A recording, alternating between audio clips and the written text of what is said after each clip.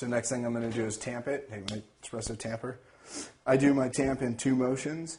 First, just kind of settle it in there, kind of get a nice flat surface, even, and then gently tap the side of the portafilter. That kind of knocks all the coffee around that ring into the basket.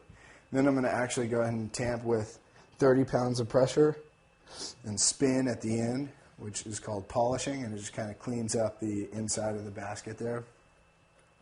Once again, clean off the portafilter.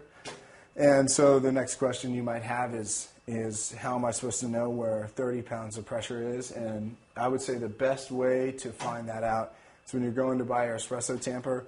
They have espresso tampers called click tampers, and right in here there's a mechanism that gives way at 30 pounds, and which is probably the best way to train yourself on that. So once I have it the coffee dosed in here and leveled and distributed and tamped, there you have a portafilter ready for espresso extraction.